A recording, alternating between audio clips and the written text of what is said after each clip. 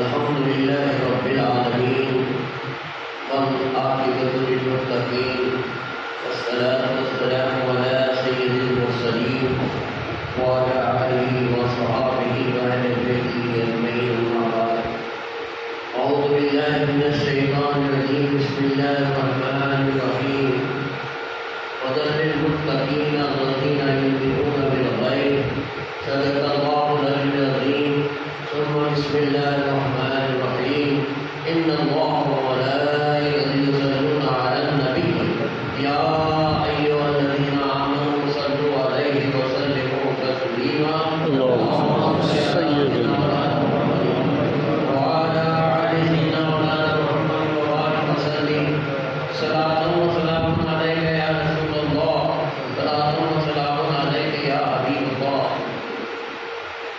معلم احترام علماء کرام سادات کرام دوستوں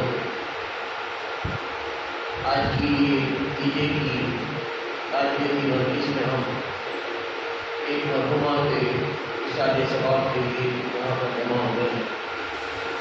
ہمارے تمام کا یہاں پر آنا بیٹھنا مرحومہ کے لیے دعائیں مغفرت کرنا ہے. رب تبارک و تعالیٰ اپنی شان کریمی سے شان رحیمی سے اس کے پیارے محبوب صلی اللہ علیہ وسلم کی نعرے پاک کے صدقے میں مرحومہ کی مغفرت فرمائے. یہی ہم تمام کی دعا ہے. مولا تعالیٰ سے قبول فرمائے. یہاں پر جو بھی ذکر خیر ہوا ہے، تلاوت ہوئی ہے، درود پاک کرنا صحیح اور درود بیانات منتقل نات صحیح پڑھی گئے، اس کا جو بھی اجر و ثواب ہے مولا تعالیٰ پڑھنے والوں کے ساتھ ساتھ اس کے لیے پڑھا گیا ہے مستقل کا جواب پہنچے گا. یہ ہمیں یقین کامل ہے اور اس کی برکت سے رب تبارک و تعالیٰ مرحومہ کی مغفرت فرمائے.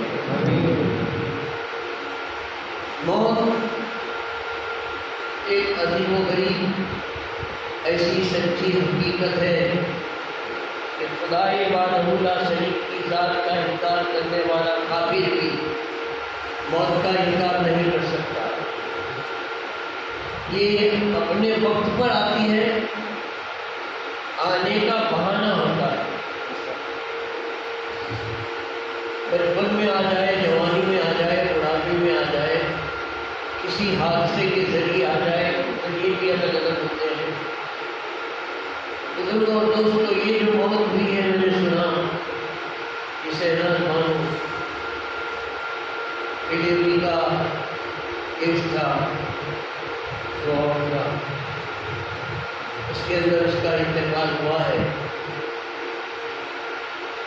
ہمارے گجرات میں چھوٹے چھوٹے دیہات میں اسی طریقے سے پہنچتا ہوں، میرے سامنے ایک سوال آتا ہے. اللہ تعالیٰ سے درود پاک پڑھ لیجیے. السلام علیکم یا رسول اللہ.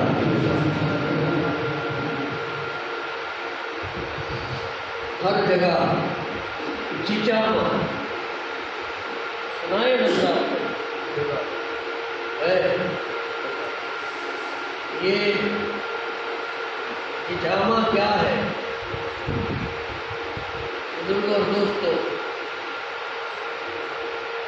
الگ الگ خاندان کے اندر الگ الگ طریقے سے ان کے فاتحے ہوتے ہیں. کئی کسی کو تو جامع کو کوئی ماتا مان لیتا ہے، کسی کو جامع کی حاضری آ جاتی ہے. ارے کوئی یہ کہتا ہے کہ اس کو جامع لڑتی ہے، تو یہ جامع ہے کیا؟ میرے بزرگوں اور دوستوں، اس کی گہرائی میں گئے تو کہتے ہیں کہ جو عورت ایام نفاس یعنی سواوڑ کے دنوں میں مر جاتی ہے، اس کا انتقال ہو جاتا ہے، اسے جامع کہتے ہیں. اور ہم نے اس کے نام پر نہ جانے کتنے گناہ کے کام شروع کر دیے. حالانکہ یہ مرنے والی عورت بڑی خوش نصیب ہے. اس کا درجہ کیا ہے؟ اس کی موت شہادت کی موت ہے. شہادت دو طرح کی ہے. ایک ہے شہادت کبریٰ، دوسری ہے شہادت صغریٰ۔ شہادت کبریٰ اسے کہتے ہیں کہ میدان کارتاج میں جا کر لشکر کے سامنے لڑتے لڑتے اپنی جان کو جو قربان کر دیتا ہے۔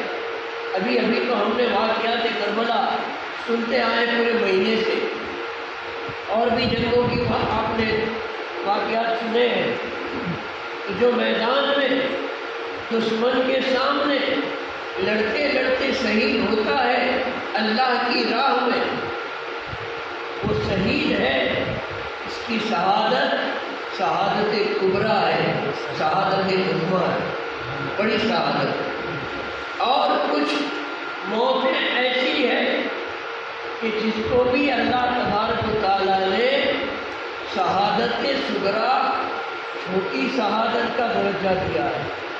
اس میں کچھ ایسے واقعات پیش آتے ہیں، جیسے کہ میں نے بنیاد الطالبین میں پڑھا جو سرکار وزیر اعظم میرے شاہ اللہ نے تحریر فرمائی ہے۔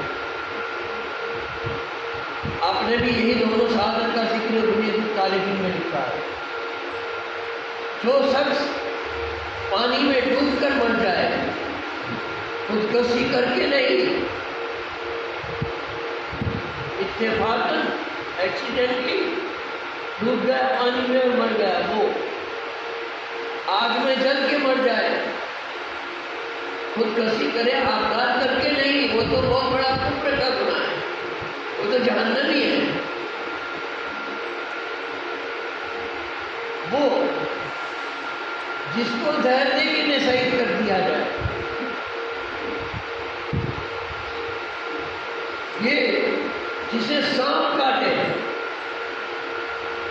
وہ جو جمعہ کے دن مر جائے، وہ عورت جو ایام لباس میں مر جائے، اس کو شہید صغریٰ کا، چھوٹے شہید کا درجہ دیا جاتا ہے۔ اور میرے بزرگوں اور دوستوں، حدیث پاک میں آتا ہے کہ شہید کے سارے گناہ اللہ تبارک و تعالیٰ بخش دیتا ہے، صرف ایک گناہ نہیں بخشتا۔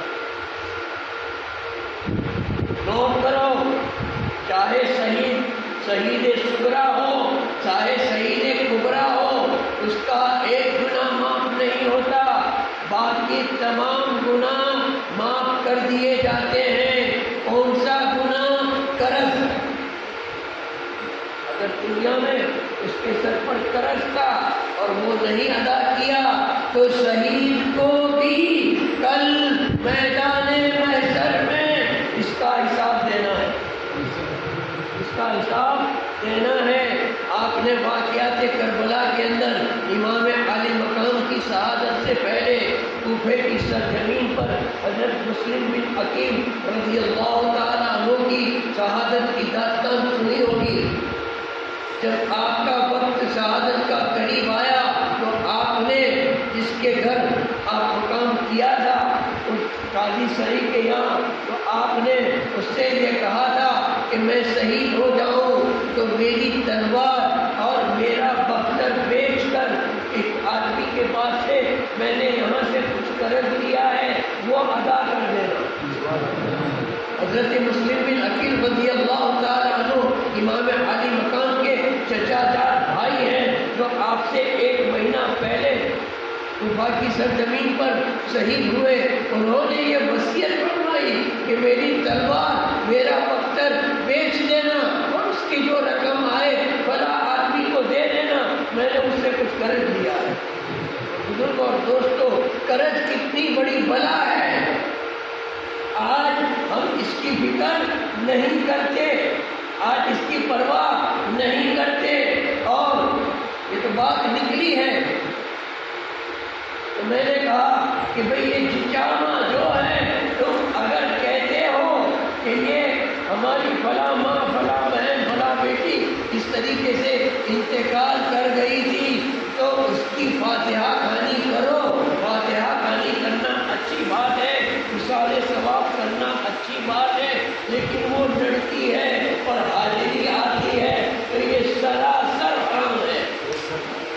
بالکل ناجائز ہے، یہ جھوٹ ہے، یہ بناوٹ ہے۔ ایسی باتوں میں مت آؤ میرے بزرگوں اور دوستوں۔ اگر جس کو اللہ نے اتنا بڑا درجہ دیا ہے تو اس کی فاتحہ گانی ہو سکتی ہے۔ کئی جگہ ایسا دیکھا ہے کہ جب تک کہ اس کا فاتحہ نہیں کریں گے، اس کی مٹی نہیں بھریں گے، اس کا تھال نہیں بھریں گے، شادی نہیں ہوگی، منگنی نہیں ہوگی، نئے مکان میں نہیں جاتے۔ ارے جب بھی فاتحہ دلاؤ، فاتحہ ہر وقت پہنچ سکتا ہے، ہر وقت اللہ تعالیٰ ہماری دعاؤں کو سنتا ہے۔ درود پاک پڑھ لیجیے۔ اللهم صل على سيدنا ومولانا صلاۃ و سلام علیک یا رسول اللہ، صلاۃ و سلام علیک یا حبیب اللہ۔ محترم حضرات، جو آیت کریمہ آپ کے سامنے تلاوت کی گئی ہے، ہدی للمتقین الذین یؤمنون بالغیب، اللہ تعالیٰ فرماتا ہے یہ کتاب، اللہ کی کتاب جو ہے قرآن مجید سے ان لوگوں کو ہدایت ملتی ہے جو متقی ہوتے ہیں، پرہیزگار ہوتے ہیں۔ متقی پرہیزگار کس کو کہتے ہیں؟ اپنی ذات کو گناہوں سے روکنے والا، اللہ اس کی رسول کی نافرمانی سے اپنی ذات کو بچا لینے والا اور اس کے حکم پر عمل کرنے والا، ان لوگوں کو ہدایت ملتی ہے۔ اور یؤمنون بالغیب، جو غیب پر ایمان رکھتے ہیں انہیں ہدایت ملتی ہے۔ میرے بزرگوں اور دوستوں، آج کا دور فتنوں سے بھرپور ہے۔ ایک طرف ہمارا معاملہ ایسا ہو چکا ہے کہ ہم صرف نام نہاد مسلمان رہ چکے ہیں۔ بزرگوں اور دوستوں، یہ ایک رسم و رواج کے طور پر ہم جمع ہو گئے۔ ہمارے مولانا صاحب یہاں کے بیسواں اعلان کریں ہیں، کل 10 بجے وائز کا پروگرام ہے، تقریر میں آئی ہو۔ میں نہیں مانتا کہ 25 جنے ہو، 25 جنے بھی بلائیں مشکل ہو جائے، تو یہ تو ایک بہانہ ہے، اس لیے ہم آئے ہیں۔ حکم دین کیا ہے، احکام دین کیا ہے، اس کی فکر چھوڑ دی ہے۔ صرف دنیا داری میں ایسے ہم گم ہو چکے ہیں کہ کیا حلال ہے، کیا حرام ہے، کیا جائز ہے، کیا ناجائز ہے، کون سی چیز ہمارے لیے فائدہ مند ہے، کون سی چیز ہمارے لیے نقصان والی ہے، اس کی پرواہ تک ہم نہیں کرتے، اس کی پرواہ تک نہیں کرتے۔ یہ موبائل کے ذریعے، ٹی وی کے ذریعے، انٹرنیٹ کے ذریعے نہ ہمارے ذہن کے اندر ایسے ایسے خطوط ڈالے جاتے ہیں کہ کچھ نوجوان کہتے ہیں مرنے کے بعد قبر میں ڈال دیا، پھر کس نے دیکھا؟ اعوذ باللہ، یہ الفاظ ایک مومن کے نہیں ہو سکتے، ایک مسلمان کے نہیں ہو سکتے۔ ارے سوچ، یؤمنون بالغیب، تو غیب پر ایمان رکھنے والا ہے، تو مسلمان ہے، تو نے غیب کا انکار کر دیا، تو نے غیب کا انکار کر دیا، اب تو اسلام میں کہاں رہا؟ تو اسلام میں کہاں رہا؟ ہر چیز غیب ہے۔ بتاؤ، خدا کو کس نے دیکھا؟ فرشتوں کو کس نے دیکھا؟ جنت کو کس نے دیکھا؟ دوزخ کو کس نے دیکھا؟ عذاب اور ثواب کو کس نے دیکھا؟ اس پر ہمارا ایمان ہے یا نہیں؟ اب اس کے اندر شک ہوا تو ہم اسلام سے باہر، ایمان کے دائرے سے باہر۔ بزرگوں اور دوستوں، قبر مرنے کے بعد کا پورا معاملہ، یؤمنون بالغیب، غیب پر ایمان رکھو گے تو ہدایت ملے گی۔ غیب پر سے ایمان جب ہٹ جائے گا، کبھی سیدھا راستہ نظر نہیں آئے گا، کبھی سیدھا راستہ نظر نہیں آئے گا۔ بزرگوں اور دوستوں، وقت اتنا نہیں ہے، 10:30 ہونے کے قریب ہے۔ میرے تمہارے سب کے آقا سرور کائنات صلی اللہ علیہ وسلم نے ایک عرابی سے گھوڑا خریدا۔ کیا خریدا؟ سودا کیا۔ پھر کہا کہ بھائی یہاں ٹھہر، میں رقم لا کے تجھے دیتا ہوں، پیسے دے کے گھوڑا لیتا ہوں۔ گھوڑے کا سودا ہو گیا. دینے والے نے اللہ کے رسول صلی اللہ علیہ وسلم کو وعدہ کیا کہ جاؤ اتنی رقم میں آپ کو یہ گھوڑا میں نے دیا. آپ صلی اللہ علیہ وسلم رقم لے کے آئے. بیچنے والا اعلانی پھر گیا, جھوٹ بولنے لگا, میں نے تم کو گھوڑا دیا ہی نہیں ہے, بیچا ہی نہیں. اب کسی بھی وجہ سے وہ بیچ گیا, اس کو قیمت کم پڑی ہو یا کوئی اور زیادہ پیسے دینے والا مل گیا ہو.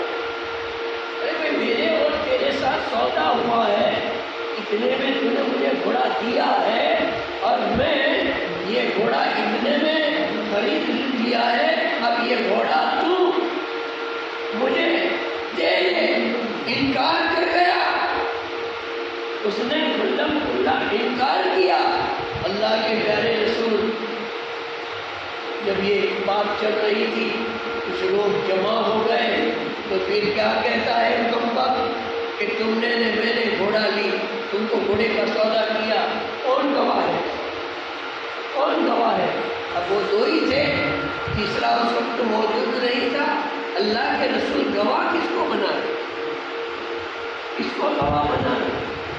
اتنی دیر تھی کہ حضرت خزیمہ رضی اللہ تعالیٰ عنہ آقا صلی اللہ علیہ وسلم کے صحابی ہیں, وہاں آئے اور معاملے کا جائزہ لیا. کیا ہوا یا رسول اللہ صلی اللہ علیہ وسلم, کیا ہوا؟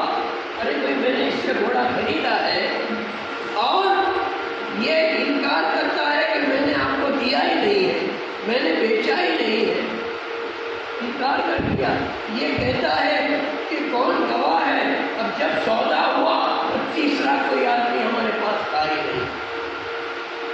حضرت خزیمہ اس اعرابی گھوڑے والے کو کہتے ہیں, اے میں گواہ ہوں کہ میرے رسول نے تجھ سے گھوڑا خریدا ہے. حالانکہ حاضر نہیں تھے, موجود نہیں تھے. آپ آقا صلی اللہ علیہ وسلم ان کے سامنے دیکھتے رہ گئے کہ خزیمہ, وہ چپ ہو گیا. اب اس کی بولتی بند ہو گئی. میں گواہ ہوں میرے آقا نے تجھ سے گھوڑا خریدا ہے. حالانکہ خزیمہ اس وقت موجود نہیں تھے. دیکھیے اس کے رسول, دیکھیے ایمان, دیکھیے غیب پر ایمان. بھائی سودا ہو گیا, آقا نے گھوڑا اس کو دے دینا پڑا, خرید لیا. پھر حضور نے خزیمہ سے پوچھا, اے خزیمہ تم تو موجود نہیں تھے اور ایسی گواہی کیوں دے دی؟ تم نے ایسی گواہی کیوں دے دی؟ سودے کے وقت آپ حاضر تو نہیں تھے اور کہہ دیا میں گواہ ہوں. خزیمہ کہتے ہیں یا رسول اللہ, یہ تو زمین کی بات ہے, آمنے سامنے کی بات ہے. گھوڑا میں دیکھ رہا ہوں, گھوڑے والے کو دیکھ رہا ہوں, خریدنے والے کو دیکھ رہا ہوں. ایسی بات کو کیوں نہ مانوں جب آپ آسمان کی باتیں کرتے ہو, جب آپ عرش اعظم کی بات کرتے ہو تو میں مان لیتا ہوں. آپ جنت کی بات کرتے ہو میں مان لیتا ہوں. آپ دوزخ کے عذاب کی بات کرتے ہو ہم مان لیتے ہیں. آپ فرشتوں کی بات کرتے ہو ہم مان لیتے ہیں. آپ حور و غلمان کا چرچا کرتے ہو ہم مان لیتے ہیں. آپ ایسی باتیں کرتے ہو جو ہم نے نہیں دیکھی, ہمارے لیے غیب ہے. ارے غیب کو جب ہم مان لیتے ہیں تو یہ تو حاضر ہے. میں کیوں نہ کہوں کہ میرے رسول نے خریدا ہے. میرے بزرگ اور دوستوں, تو آقا صلی اللہ علیہ وسلم کے زمانے کی یہ مقدس بات ہے. اب یہ کوئی معمولی ہمت نہیں تھی, اس کا انعام مل رہا. حضرت خزیمہ کو اللہ کے رسول نے ایک انعام دیا, انعام کہ جب تم اس سے اتنی محبت کرتے ہو اور غیب کر اتنا تمہارا پکا ایمان ہے, پکا ایمان ہے, تو اے خزیمہ چاہے فیصلہ کسی کا بھی ہو, مقدمہ کیسا بھی ہو, گواہ دو کی ضرورت پڑتی ہے. نکاح میں بھی دو گواہ کی ضرورت پڑتی ہے. ہر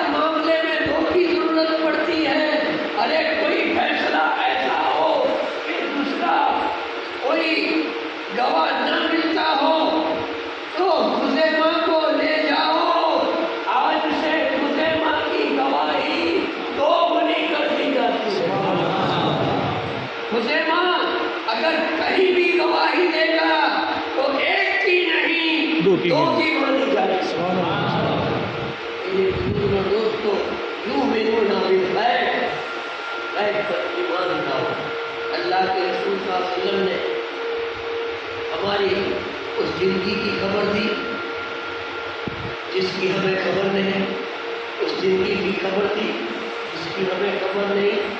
پانی دنیا میں آج ہم بیٹھے ہوئے ہیں، اس کا معاملہ ہے، مرنے کے بعد قبر میں جانا ہے، قبر کا معاملہ کیا ہے خبر نہیں، لیکن رسول نے خبر دی، کیسا قبول نے رسول نے خبر دی۔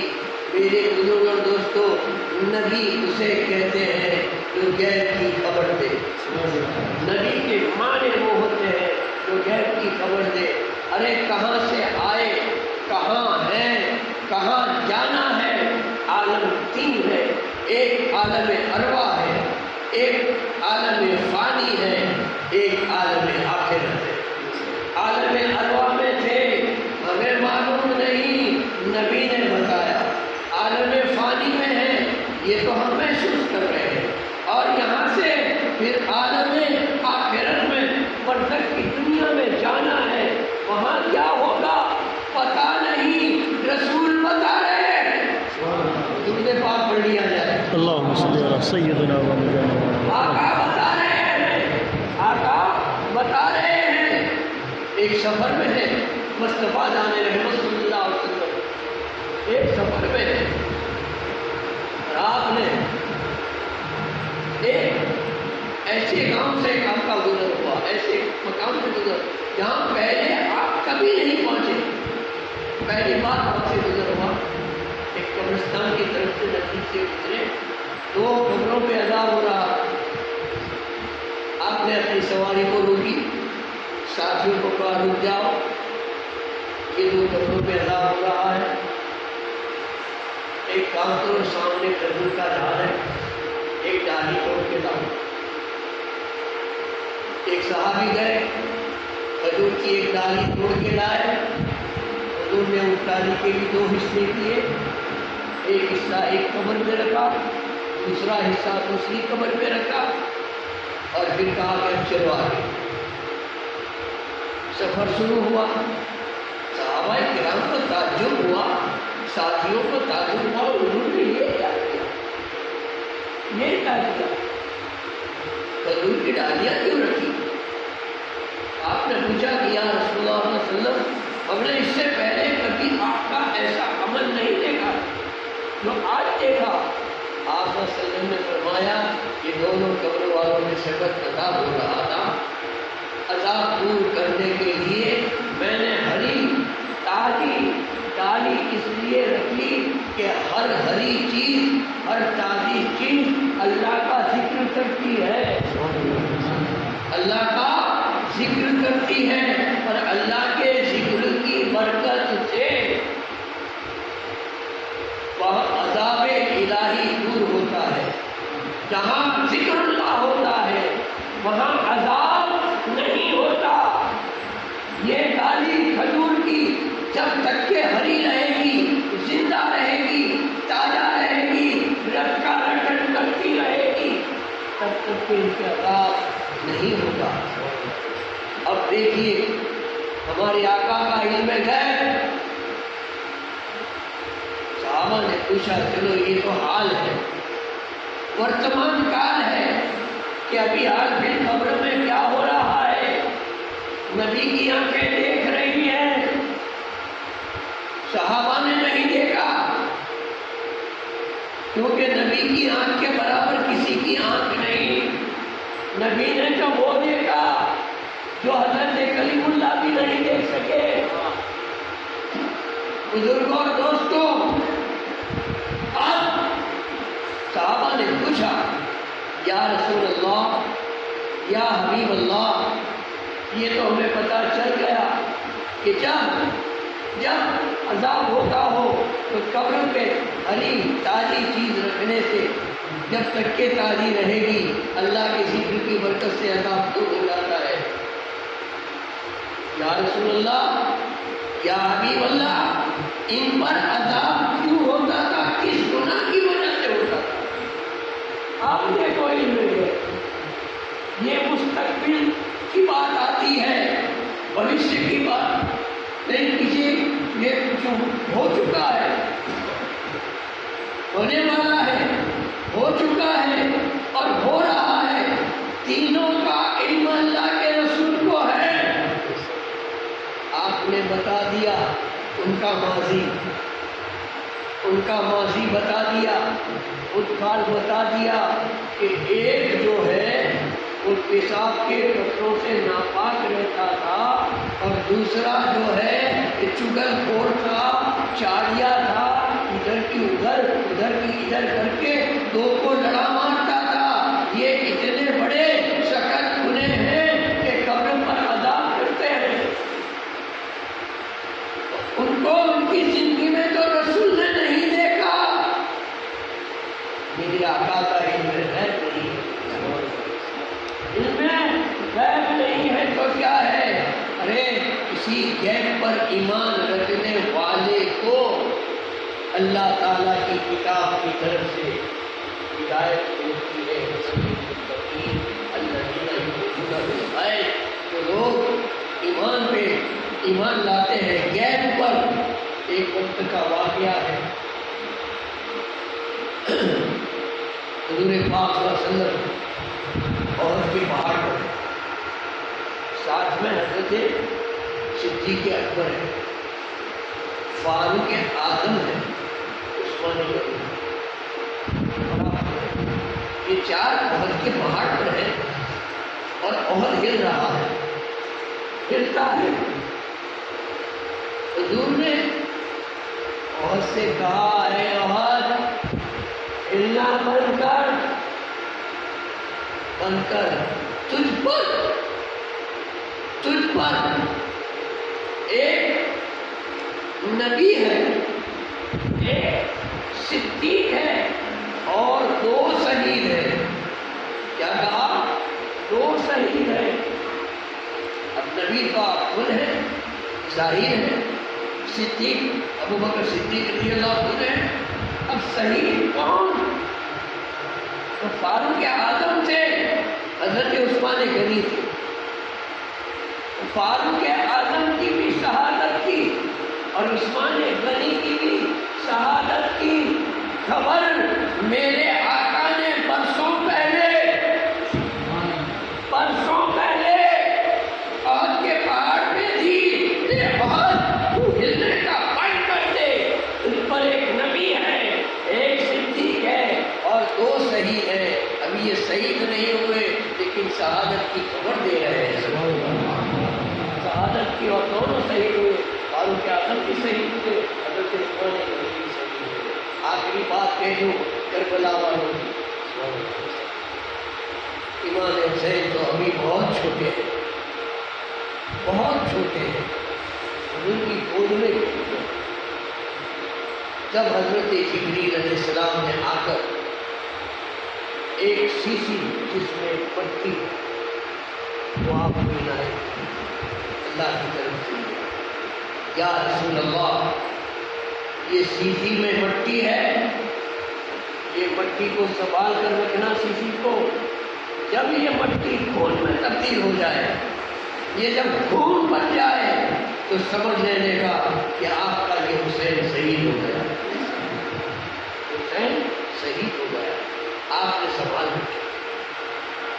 پھر جب آپ کا وقت قریب آیا دنیا سے پردہ کرنے کا تو آپ نے اس وقت صدیق اکبر ہے، فاروق اعظم ہے، عثمان غنی ہے، مولا علی ہے، بی بی فاطمہ ہے، حسن صحابہ ہے، لیکن سب کی موجودگی میں حضرت بی بی ام سلمہ رضی اللہ تعالیٰ عنہ کو بلایا اور کہا، اے ام سلمہ آؤ، ایک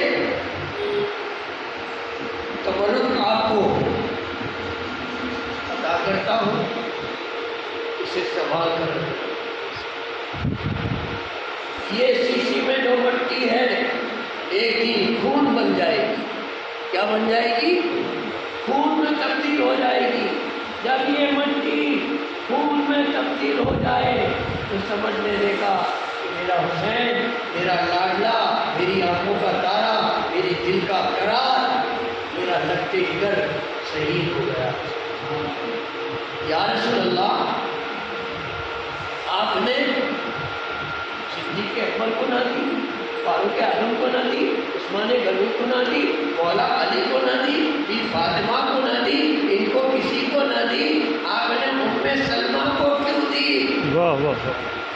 تو میرے آقا سب کی عمر بتا رہے ہیں، سب کی زندگی بتا رہے ہیں کہ یہ جب مٹی خون میں تبدیل ہوگی تو دنیا میں نہ صدیق ہوں گے، نہ فاروق ہوں گے، نہ عثمان ہوں گے، نہ علی ہوں گے، نہ فاطمہ ہوں گے۔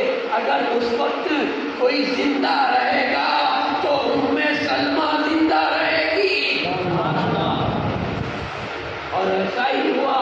تو واقعات کربلا کے موقع پر اگر ان میں سے کوئی دنیا میں موجود تھا تو حضرت بی بی ام سلمہ تھی۔